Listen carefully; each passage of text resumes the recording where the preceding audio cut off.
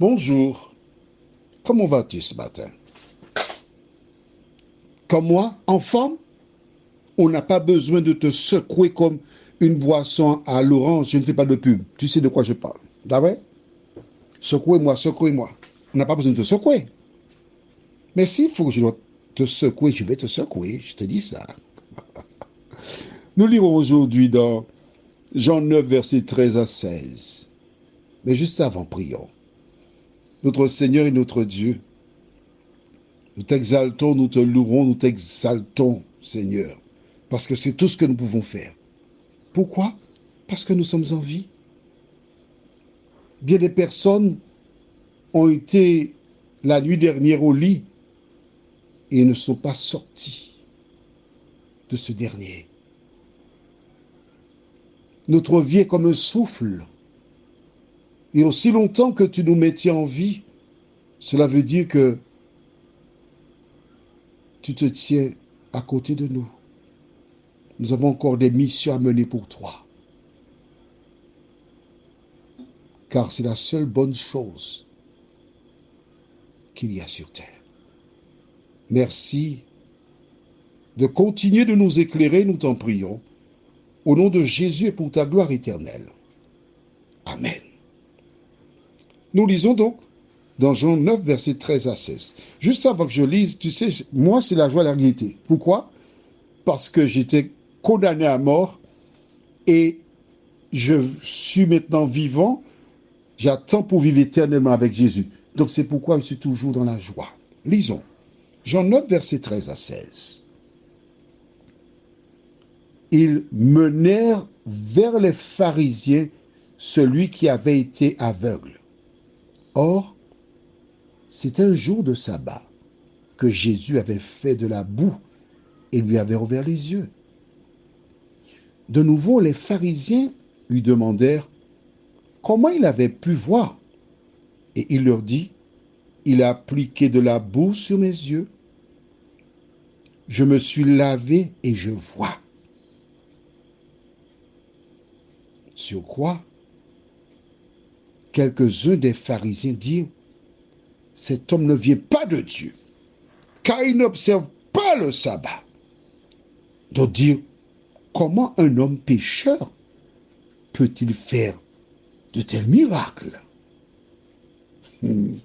J'aime beaucoup ce récit de la Bible. Chaque fois que je le lis, je suis plié. Plié, c'est une expression que les jeunes utilisent en disant, ils sont en train de rire, c'est tellement fort, ils sont pliés. Ils utilisent une autre expression, LOL, mais attention, hein, ça a un rapport avec le diable. Je ne suis pas dans cette affaire-là du tout. Alors, il y a toujours des faillots. Qu'est-ce qu'un faillot? Quand j'étais au service militaire, il y avait toujours des gens qui, faillot, ça veut dire flatteur, qui allaient rapporter, monsieur le sergent, lieutenant, capitaine, mon commandant, un tel a fait ci, un tel a fait ça, des faillots. Et dans le domaine religieux, il y avait aussi des faillots. Ils ont commencé à fouiller l'homme pour savoir, mais comment fais-tu pour voir? Tu te rappelles? Lis ce que nous avons fait hier, tu verras.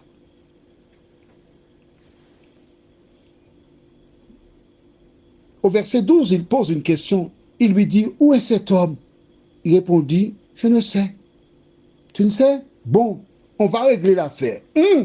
Ils ont tenu l'homme. La Bible déclare, ils le menèrent. Manu militari. On va voir ça. On t'emmène pour les pharisiens. Et quand les pharisiens arrivent,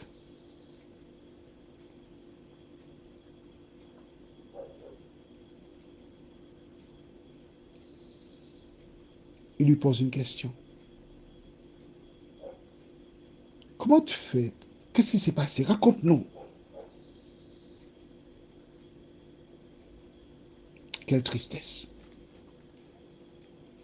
Des hommes qui sont experts de la parole,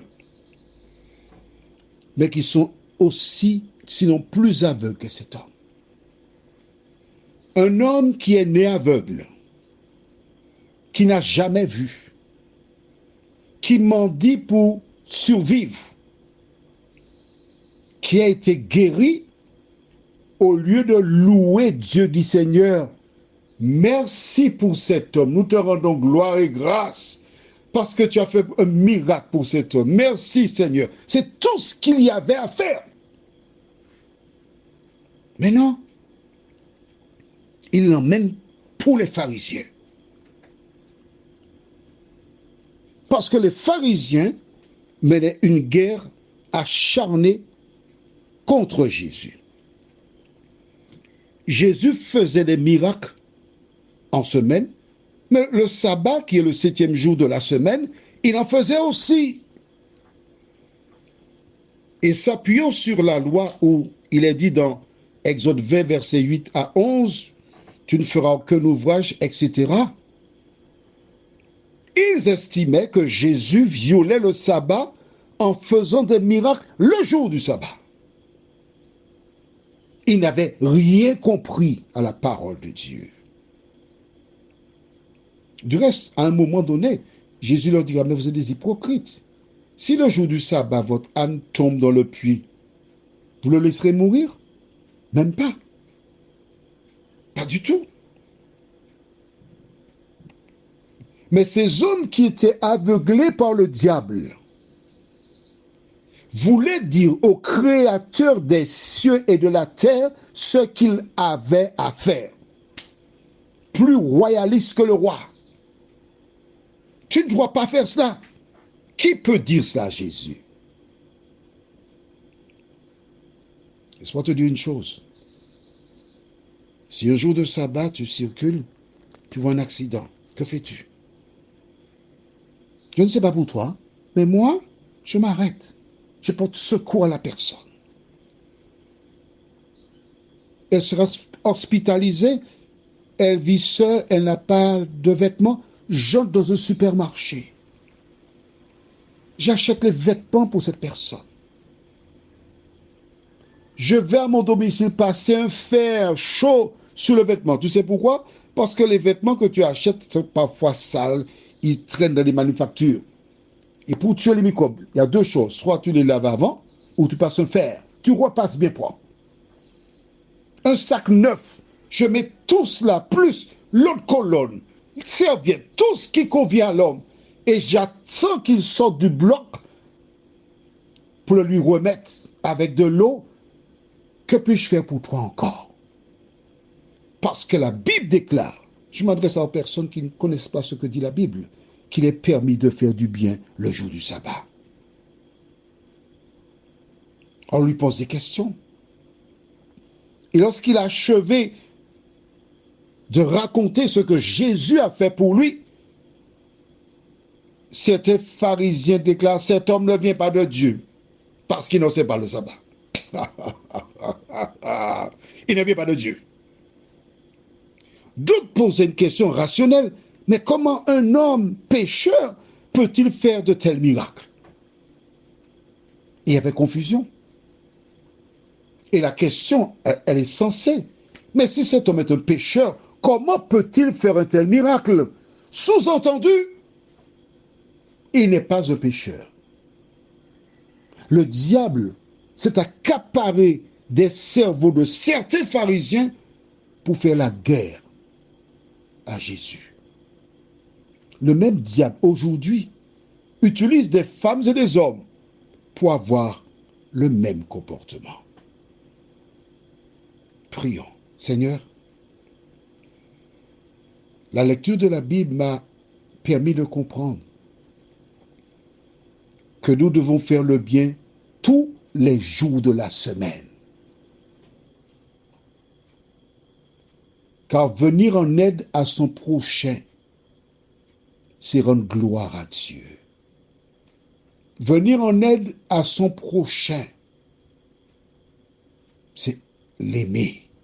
Seigneur, merci de nous éclairer et de nous aider à grandir en toi. Nous t'en prions au nom de Jésus pour ta gloire éternelle. Amen. Ce sujet, le sujet qui parle du sabbat, j'ai approfondi, je connais je dirais même très bien ce sujet. Je ne vais pas l'aborder sur les réseaux sociaux parce qu'il faut être vraiment très avancé, avoir des bases. Tandis qu'ici, je donne la base de la base. Mais si tu es intéressé à approfondir ce sujet, tu envoies un message, un audio WhatsApp, message par WhatsApp, plus 596 696 889 393. Je te souhaite une bonne journée et que l'Éternel continue de te faire du bien.